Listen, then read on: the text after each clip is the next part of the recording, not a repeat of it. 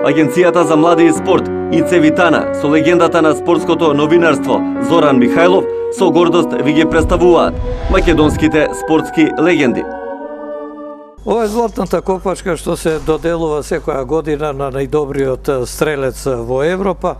Станува збор за нашиот најдобар фудбалер на сите времиња, Дарко Панчев, човек кој зад себе остави на вистина едно, би рекол, убаво фудбалско дело кое ќе се споменува и кое останува запишано во аналите на македонскиот спорт, не само фудбал.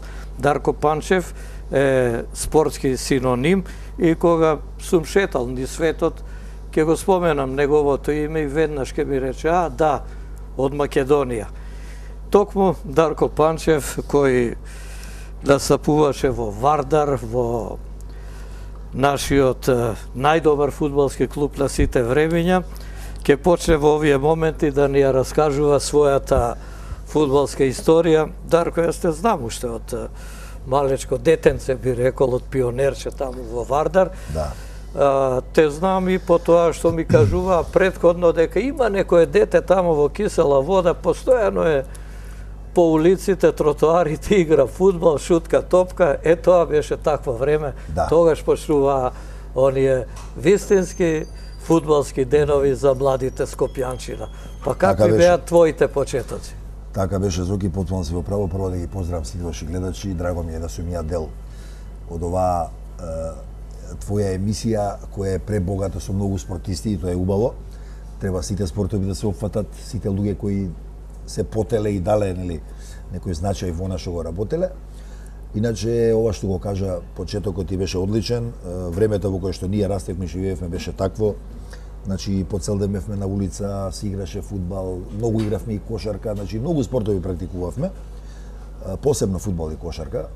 И некако тоа што не почнувавме да тренираме, како што е денеска од 8, 9, 10 годинки, го надокнадувавме на улица и во спортските игралишта кои ни беа на дофат во тој период.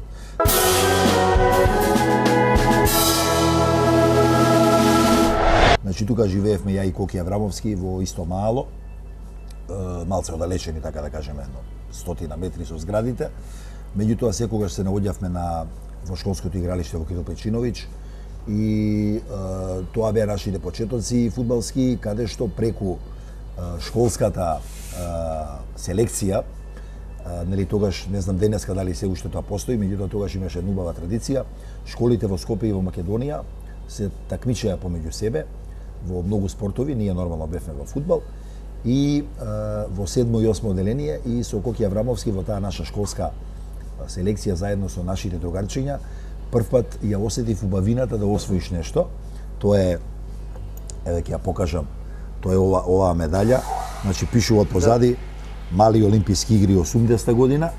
Значи со Коки ги освоивме првата медаља.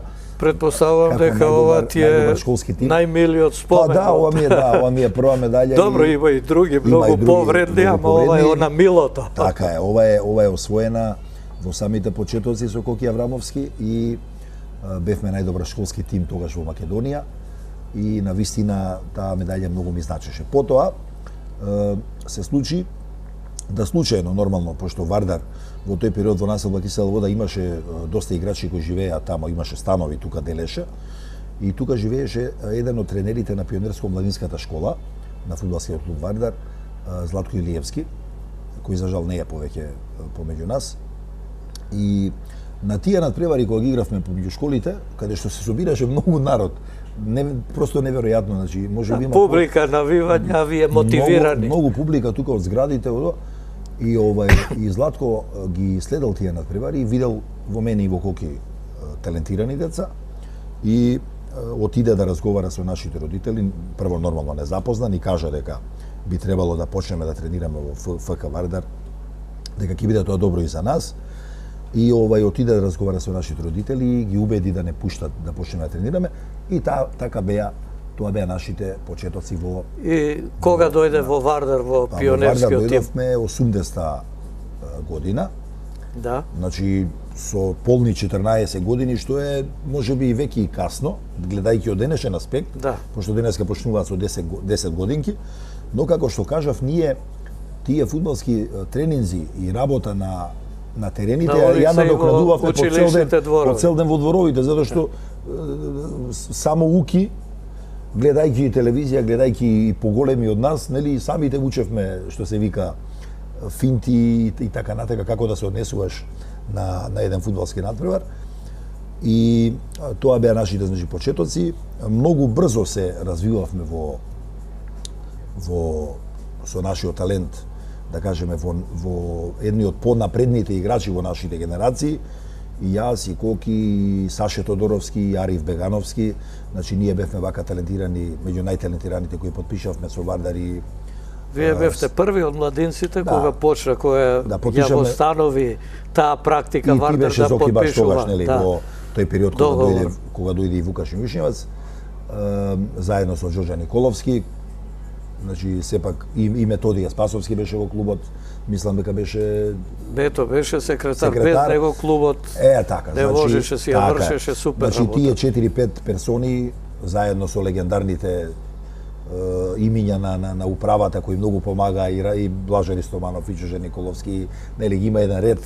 И Филип, и Реплек, Туџаров, и значи има многу стварно. Значи, Вардар едноставно беше репрезентација на Македонија. Ние потпишавме стипендиски договори, како што кажав, многу брзо од пионери не земаа во омладинци веќе да тренираме, како што се случи и понатака, па од омладинци многу брзо и да придеме во првата екипа. Па тоа сакав да го кажам. Ти доаѓаш како пионерче 80-та година, 81-та, втора се калиш и веќе си на прагот на првиот тим, а 83-та, 84-та, предпоставувам и ова ти е драг спомен. Ова е за освоеното младинско првенство на Југославија со Вардар. Сега, значи, тие младински денови се во периодот од 80-та до 82-та крај, до 83-та, и веќе ти го намирисуваш првиот ти. Веќе почнуваме полека.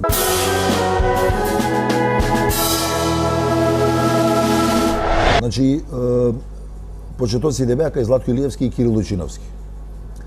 Потоа се редевме играчки гледано на сите големи фудбалски имиња на Вардар, кои сигурно научивме многу од нив. Тоа беа Сократ Мојсов, тоа беше Петар Чолинчевски, кој за жал пред известно време и он не е меѓу нас. Значи, сите тие знаења едноставно ни ги дава и ние ги впивавме колку што можевме повеќе. Овој пехар го донесов, Зоки, затоа што ми е прв пехар за најдобар стрелец на еден пионерски турнир кој се одржа во Прилеп. И се сеќавам како ден денеска, 81 година, сеќавам како денеска со Сократ Мојсов, патувавме со возот до Прилеп. Преку Богомила. Што би рекле битолчани и прилепчани, се качивме на возо. Се качивме на возо и отидовме во Прилеп и освоивме тамо. Го освои пехар и многу ми е драг, пошто ми е прв пехар за најдобар стрелец. И затоа си го чувам, уште тогаш. Одлично. Така, потоа... Сега јас знам, кажи за гледачите. Да. Сениорскиот прв настап за ФК Вардар. Да, сениорскиот, значи вака, прво се случува, прв пат да одиме на припреми со Часлав Божиновски, ние четворицата стипендисти, во Крушево на припреми, кога Бобек имаше проблеми срцеви. Да, беше на операција во Хјусон. Така и Часлав ја превзема диригентската палка, екипата, и прв пат отидовме, прв пат тогаш осетивме драшта на што значи да се наоѓаш во еден професионален погон. Нормално, ние деца се радуваме по цигари да ни испратат, ние радосни што ќе ни испратат по цигари. Така иде зборот. И ги поминавме тие припреми, секако дека не добивме одна шанса, значи се вративме повторно во нашите погони, продолживме со младинската селекција и преломот, да кажеме, за почитувањето во првиот тим, доаѓа откако за тренер дојде Вукаш Мишневац. Значи, Вукаш Мишневац беше еден тренер, многу специфичен за своето време, може би тактички не толку поткован, како што може би биле некои други, затоа Меѓутоа, што физички го имаше тој недостаток подготвен. на неиграње професионално во својата животна кариера. Меѓутоа, бараше многу брза игра, многу брзи потези, многу едноставност и спремност. И на вистина направи една револуција во Вардар. Фудбалска револуција. И мислам дека по мене, она е сигурно ги постави темелите на тој модерен фудбал уште од тогаш. Знаеш, денеска многумина, нели, па еве и денеска слушам играле 4-3-3 варија, па 4-3-3 во Југославија се играше од 60-тите години. Од времето уште. Не, мислам, ако денеска ги слушаме сите стручњаци како сакаат нешто да измислат, а во фудбалот нема више што многу да се измисли. Повторно поединци решаваат утакмица, тие што се најдобри. Главната цел е гол. Така е. И тогаш се давале голови со акции центаршутеви, и тогаш се давале голови на потези на поединци и денеска исто. Нема некоја голема разлика. Така да он направи еден страшен пресврт во Сакаше и да форсира млади фудбалери многу. Меѓутоа, што беше кај него главната поента? Значи, Вардар имаше непостари играчи кои беа малце и спори во својата игра, затоа што беа веќе во години. И он тоа не му се допаѓаше и почна да ги форсира Пепи, Тони, мене, Гордан Здравков тоа беше веќе играше Горде. Значи помлади играчи кои беа малце и поспремни и желни за докажување и не му беше баш лесно да го направи тој пресврт во клубот, jer ти да тргнеш од денешка 10 првотимци кои пред тоа играле стандардно. Искусните фудбалери. И он се најде на големи проблеми, меѓутоа управата имаше тука Му даде одврзани раци, имаше и му веруваше што е најважно. И он ја промени екипата скоро цела. Од постарата генерација дали останаа 3-4 играчи.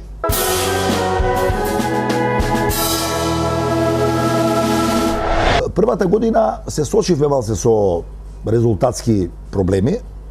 Значи, да кажеме, до 2-3 кола до пред крај малте не висеше борбата за обстанок. Спасивме тогаш, за малку знаевме дека ќе останеме. Си останавме во лига, меѓутоа сакам да кажам резултатски не беше толку успешна. Али сето тоа беше пред се резултат на тоа што направи комплетно реновирање на тимот и кога се прави така нормално не може одма да се очекува голем резултат. Кажи за првиот натпревар кога те уфрли тебе. Првиот натпревар што се случи? Значи, ја таа година, сезона 82-83, само 4 пати Вуле ме внесе во екипа, 3 пати дури ме внесе и по една минута само. Се сеќавам со Осија и тука игравме, јас се загреам 30 минути прокував и само една минута, само што лего свирна крај судијата. Али нема врска, сум бил радосен заради тоа. И што се случи, Вардар играше предпоследно коло, 3 кола пред крај во Винковци игравме, имаше 3-4 исклучени играчи, многу незгоден натпревар. Па тогаш и Вишевац мислиш или отиде на трибина? Можеби, и он беше, да. И Кочо за прв пат доби црвен картон. Не може да сетам, не бев на тој натпревар, само што знам дека имаше неколку играчи исклучени и неколку повредени и немаше кој да игра. И Вуле сакал некел, едноставно мораше да ми даде шанса. Дојде железничар од Сараево, па утакмицата беше на ЈРТВ, на пренос имаше во сабота, директен пренос. И сега што е интересантно, првпат југословенската публика ме виде на телевизија на турнирот во февруари, против Партизан. 83-та тогаш. Не, 82-та зимата. Февруари, да. Значи тоа е интересантно што првпат тогаш се појавив на телевизија, со Партизан игравме финале, тепавме 4-2 и дав 2 гола и првпат ме виде цела јавност во Југославија. Помина 4 месеци, пак се случи случајно на телевизија да играме со Желјо. Желјо секогаш силен, Сараевска школа, позната фудбалска. Меѓутоа одигравме одличен натпревар, ги победивме 3-0 и дав 2 гола. И пак целата јавност ме виде. И од тогаш почна, значи, она баш да пишуваат дека за некој талентиран играч кој може да биде добар шпиц играч, добар играч, така натака. И од тука почнува мојата, како да кажам, афирмација како стрелец и голгетер. Јавноста, така. Сега да кажам еден момент, ти не го знаеш, вечерта после тој надпревар со Партизан на зимскиот турнир, седиме во Гранд Хотел тогаш, не беше Тоа беше одличен турнир, да, тоа беше одличен. Седевме тамо и Калоперовиќ тренер на Партизан со Вишева, седнати тука и Звезда беше правиме. гостин и Раднички Ниш. И Вуле му се фали, јеси видео оног малок што сам убацио за тебе. И ќе го форсирам, ќе види. И Калоперовиќ ми одговори, ја откри Америка да ми го даеш денес, утре ќе го ставам во тим кај мене. И го пресече Вуле, излезе дека деве кеме Вуле, те гледа тебе, другите не. Калоперовиќ му рече, дај ми го, утре ќе игра за А да кажам само пред тоа една интересантност, прв пат отидов бев резерва во Тузла со Слобода. Со Илија Савовиќ. Таа не решено. 0-0 заврши, да, и прв пат бев резерва и ме пушти да се загревам цело второ полувреме поред трибина и навијачите малце ме зафркава од страна. Ајде, вика, мали, прокувал си вамо тамо, али не ме стави, не дебитирав. Меѓутоа, многу големо влијание за моето, за добивањето на шанса, морам да кажам, имаат Петар Шулинчевски и Мето Спасовски, кој во тогашниот период, посебно Петар Шулинчевски, кој му беше на Вуле помошник. Сепак Шули беше голем играч, шпиц играч. За Мето и да не збора, Мето е апсолутно е секогаш, викам, рамо до мене по фудбалските квалитети и по она што сум го слушал и ја понатака и од Звезда кога бев, и од Джаја, и од многу големи фудбалски имиња. Значи сите за Мето имаат фантастични зборови. Тоа е точно. И сите апсолутно го ставаат заедно со мене горе на врвот, да, апсолутно. И тоа морам да го кажам. Зашто ова го кажав? Затоа што они со своето фудбалско знаење и сенс го форсира Вуле да ми даде шанса. Да, тоа ми го има многу пати кажано.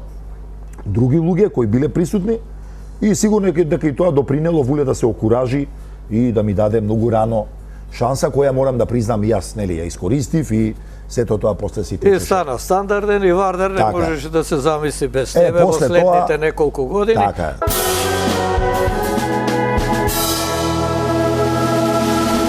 е. Сега за тие години до 87-ма, до освојувањето на шампионската титула. Кажавме ова, го освоивме купот на Југославија омладинци. Да, младинци. Еден голем успех кој не бил повторен 20 години, пред тоа имало некоја генерација исто освајала. 49.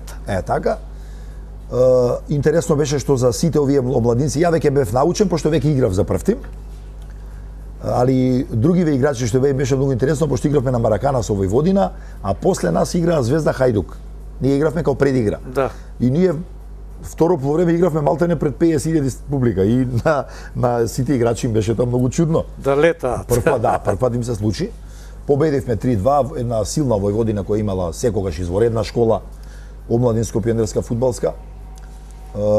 Ја дадов 2 гола, Калс Љупчо Марковски даде 1 гол и победивме. Од тука позначајни имиња кои понатака направија кариера, можеме да ги спомнеме Драган Мутибарич, не Драган, Слободан, син му на Драган, Коки, Зоки Трајчевски, Зоки Јовковски Слонче, Кепо Србиновски, Штрбац.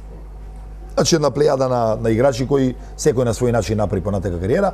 Меѓутоа, ја споминјам намерно затоа што и она има еден белек мало оставено во клубот. Значи, понатака се случува да Вуле сваќа дека оваа наша генерација е талентирана, им дава шанса на сите млади играчи. Кочо веќе оди во пензија, затоа што веќе има 34 години и логично у наше време, кога имаш 34 години, веќе... Да, 84-та и 5-та, веќе на завес од кариерата беше. Остана само уште Ѓоре, уште една година, 2 и после Ѓоре отиде во Турска, во странство. Така да, скоро комплетна екипа се промени. Дојдоа Милко Симовски, извореден играч. Урошевиќ, брз играч, техничар, Томче Тријановски, може би еден од најталентираните, меѓутоа, што да кажеме, веќе го спомнам тој момент во Крушево, кога доби една страшно јака прехлада. Да, и тоа го оддалечи практично. Ради таа пнеумонија, после понатака, почна многу да се повредува, да добива повреди на мускулите и тука значи страшно го закочи тоа во кариерата. Еден Петар Георгиевски Сајевски кој беа мотори во екипата, секако и со своите зналачки капацитети. Канатаровски која дојде исто само ја појача таа средина место Кочо. И сигурно тука во одбраната сите тие кои играа, нели, и Најдовски и Јаневски кои беа еден извореден тандем во тој последниот дел, и Грошев и Лазаров кои се менуваа, некојаш бранеше Момо, некојаш Лазаров, меѓутоа и двајцата си имаа своји квалитети и дадоа еден добар печат.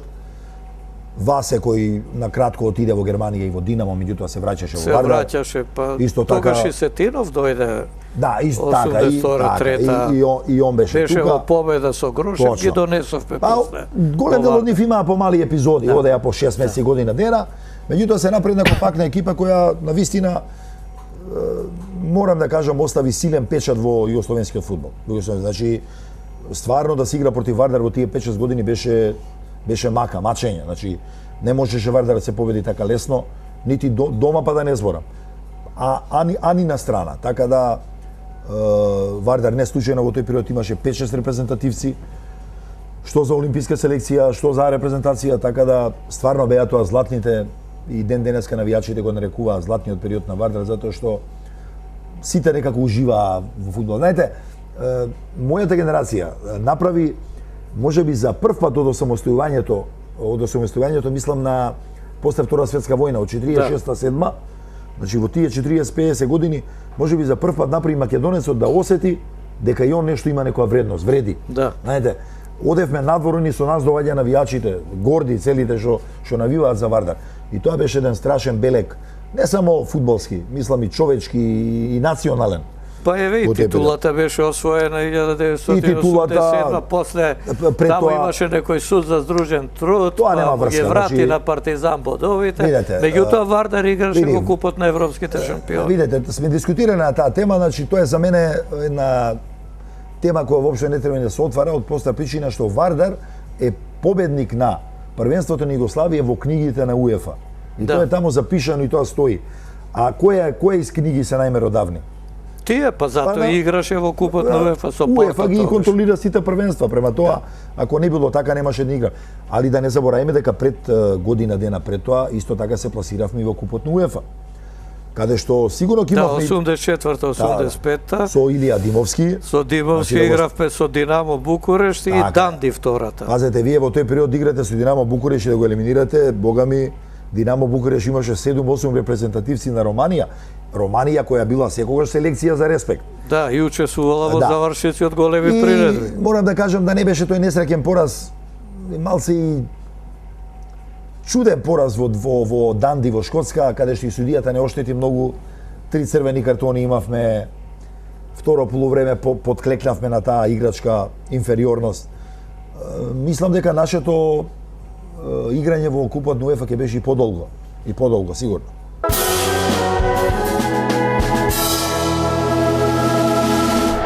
Што станува со Дарко Панчев? Епа, види Зоки, значи, јас едноставно осетив, стварно со Вардар се пласиравме за прв пат во УЕФА купот, прв пат се пласиравме во купот на шампионите, освоив со Вардар и еднашка прв стрелец на првенството на Југославија, што на ниеден играч пред тоа на Вардар не му се случило. Постигнав едни убави резултати кои едноставно ги задоволија моите захтеви, моите барања спортски, и осетив дека треба да одам да се пробам во некој поголем клуб, каде што евентуално ќе можем и нормално да наставам и да бидам поуспешен во тој поглед со собирањето на сите тие трофеи. Морам да бидам искрен дека во тој период ме бара клубовите сите од големата четворка. Знаеш, доки во наше време кога игравме, никој не размислуваше да иде во странство. Врвот на играњето во својата кариера беше одењето во Звезда, Хајдук, во еден од 4 клуба. Тоа беше врв. Големата четворка. Апсолутно. И случајно евентуално на 29-30 години ако отидеш година-две до странство, тоа чисто онака да евентуално нешто малце заработиш. Имаше и пропис до 27 години фудбалерите да не бидат... Не, на генерацијата на Мето и постарите малце до 30 не им даваа. На нас беше до 28. До 28, знам, тука и Милјаниш се така избори за тоа. Едноставно ние не се замаравме со странство Југословенската лига беше изузетно јака, екстремно јака, сигурно меѓу првите 4 лиги во Европа. И тие одбрат Црвена звезда. ја одбрав Црвена звезда, иако ќе кажам дека Хајдук можеби беше и најотворен во својата понуда, најповеќе нудеше. Имав разговори и со Партизан, и со Динамо. Меѓутоа некако Звезда, морам да признам, уште од мали денови, дали растев со таа позната нивна генерација која играше во финалето на Купот на УЕФА, со Пижон, Дуле Савич, Репчич, Да. Јовановиќ. Значи, едноставно ми влезе после Вардар. Апсолутно Вардар ми бил секогаш прв во срцето, затоа што во Вардар сум израснат и тоа е логично, тоа е моја прва љубов. Меѓутоа, после Вардар Звезда ми била некако најблиска до срцето, најсимпатична. И со Звезда доаѓа твоите најблескави практично фудбалски голи. Тоа е причината зошто го одбрав фудбалскиот клуб Звезда. Да напоменам дека Звезда и традиционално имало успешни македонци во неизе, кои оставиле печат во клубот, така да се одлучи за Звезда и предходно беа Бошко и Милко Ѓуровски. Бошко и Милко, пред тоа Дојчиновски. Дојчим најпрво.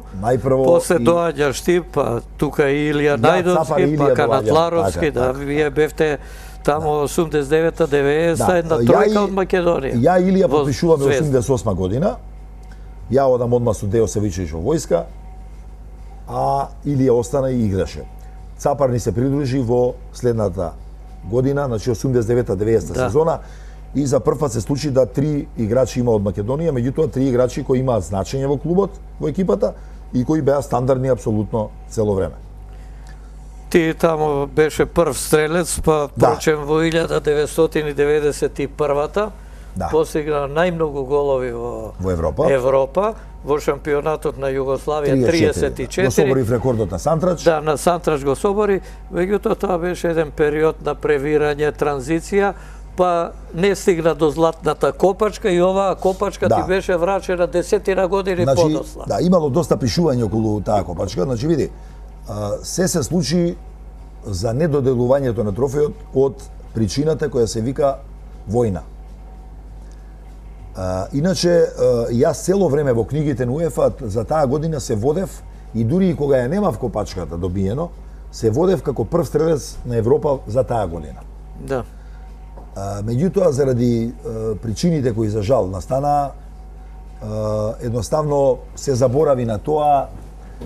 Србија ја ставија под санкции, односно тогаш на СР Југославија, и се измеша работите и дури подосна остана на тоа. Меѓутоа си стоеше секаде дека Дарко е прв стрелец 91. Апсолутно, тоа стоело, и да не стоело не би ни дошле они тоа да го таа грешка да исправат, затоа што која е Македонија и кој сум јас за да доаѓа некој од Франција и од Адидас и од Франс фудбал за да ми доделуваат награда ако не е така. Така, што сега они ќе го прават тоа за да се додворуваат ли? Мислам, тоа е факт. Така е, они ја сватија грешката што се направи тогаш, сватија и они дека ја не сум виновен. Во разговорите со Пикси кој беше близок со и се уште близок со Платини, а стана председател на УЕФА, пошто живеа двајцата во Париз, направија контакти со Франс фудбал. Да, и дојда и се сеќавам на доделувањето тука во Александар Палац. Така, одлучија да се исправи таа грешка и баш ми е драго што па тоа се случи во Скопје. Иначе обично се доделува во Париз или во Цирих или не знам така.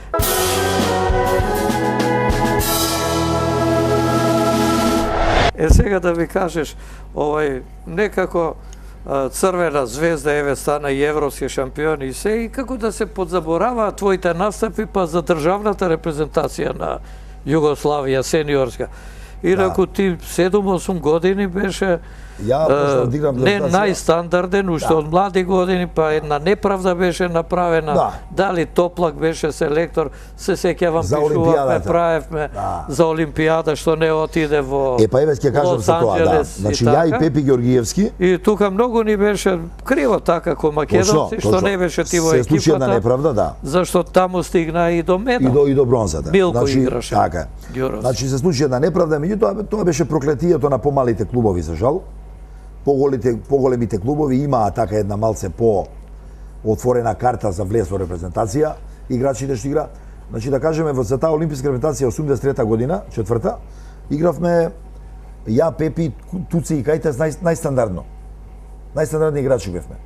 И успеавме да донесеме репрезентацијата на Југославија да игра на квалификации. Дури главниот надпревар кој одлучуваше кој ќе иде понатака, се играше во Ситарт во Холандија, со една силна репрезентација на Холандија и ги победивме 1-0 тамо кај нив. Ја го дадов голот. Зоран Симовиќ кој бранеше во Хајдук и во Галатасарај, на таа утакмица бранеше феноменално. Беше играч на надпревар. Да. Меѓутоа сакам да кажам дека имавме голем удел во одењето на екипата за Лос Анџелес, а нас четворица не земаа. Што беше една голема неправда. Не, тука се дигна, ние македонски новинари дигнавме врега, меѓутоа бевме немојни. Таа неправда топла, како се сеќаваш, ја осети кога дојде да го гледа надпреварот во септември меѓу Вардар и Црвена звезда на градски, Да. кога публиката малце и некоректно му се свртена топла кога се качуваше на јужна трибина, па богам имаше малце и плукање и такви работи и малце беше и непријатно за гледање. Меѓутоа, мислам дека и он свати дека направи голема грешка. А тој надпревар го добивме 3. Свати, ама времето мина, Олимпијадата помина. Да, направи голема грешка, се слага. Ти настапи на светското првенство во Италија 1990-та, осим селектор. Така е. Знаеш и самиот дека во репрезентација Југославија да биде стандардна беше многу тешко. Пошто Југословенската лига беше многу силна и секогаш имаше многу добри играчи. И беше тешко да се одберат тие 20. Ние можеме сега еден куп играчи да ги кажеме. Селекторите беа на сладки маки, има голем избор. Па да, вистина. Ние можеме еден куп играчи да кажеме кои биле играчишта, а многу малце шанса добивале. Еве да кажеме се од Динамо ќе ми текне на еден Млинарич. Така? Да. Па имаш Крајнчер. Па не знам од Сараево Пашич или од Желјо, значи од сите екипи, па и кај нас еве и Мето која бил во Да, имаше поединци од овие клубови што не беа од четворката, ама по два тројца имаш. Значи беше многу тешко да се биде стандарден и мене ми беше тоа јасно. Ја од Вардар имам, мислам дека имам 8 наступи. Играв кај сите селектори, ми даваа шанса и Веселиновиќ и на светското колку надпревари. На светското првенство игравме 4 надпревари. Односно 5 надпревари, ја одиграв 3 надпревари, дадов 2 гола. Оној надпревар, последниот него одигра, мисля, че... Него одиграв против... Пенали... Да, против Аргентина. Четвртфиналето, може би... Тогаш Стојковиќ не реализира пенал. Може би никој од клупа не доби шанса, затоа што многу брзо судијата им помогна свесно на аргентинците. Го исклучи Шабанаджовиќ уште до 30 минути. И ја поремети цела утакмица. И јасна беше работата. Колку да играш, не можеш да победиш. Со играч помалце тешко се прават и замени.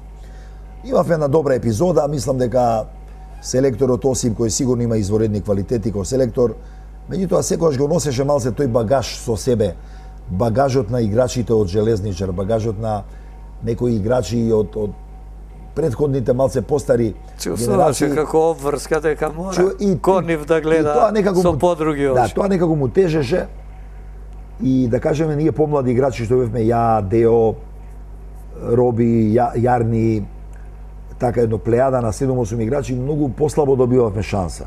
Он тоа го свати веќе наредниот циклус во квалификациите за Европско, за Шведска.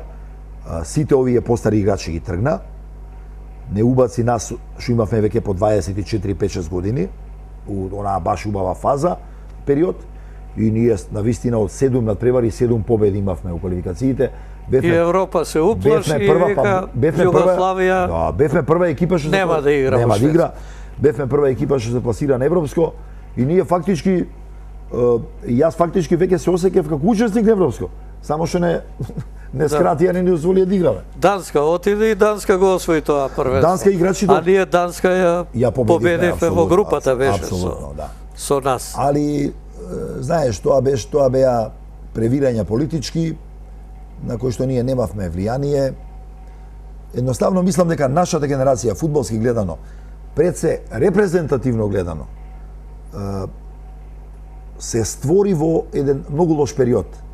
Период кога ни криви ни должи, не ни се даде шанса да освоиме еден голем трофеј. Европски прваци да станеме или пак светски прваци.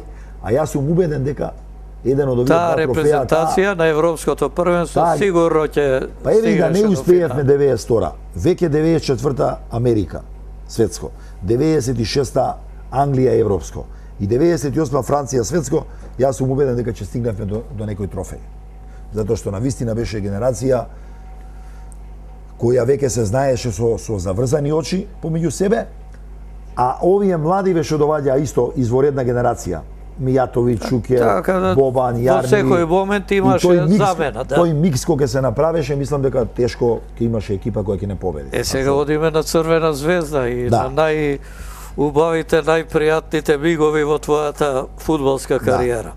Па да бидам искрен, кога искочив од војска, кога излегов, малце бев и уплашен затоа што тешко е за еден професионален спортист да направи една година пауза. И мислам дека ако за спортистите тоа беше грешка во системот на СФРЈ, тоа беше една од грешките, ер дури јас кога зборев во Интер кога отидов со Шалимов, он е русин, нели? И ако му кажа дека ние во Југославија се служеле војска, он се зачуди. Зборам за професионалните спортисти. Да. Он вика не, а пази, сепак Советскиот сојуз беше многу построго критериумите во однос на СФРЈ. СФРЈ беше многу послободна земја. Ама има подруг однос кон врвните спортисти. Гледаш према професионалните спортисти, не ги прачале да служат војска.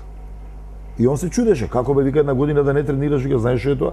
Истина, вистина, тоа е голем проблем. И јас се плаше, викам леле сега викам ќе ми треба време да влезам во форма, меѓутоа многу брзо се вратив, многу брзо влегов во форма, се спремив добро.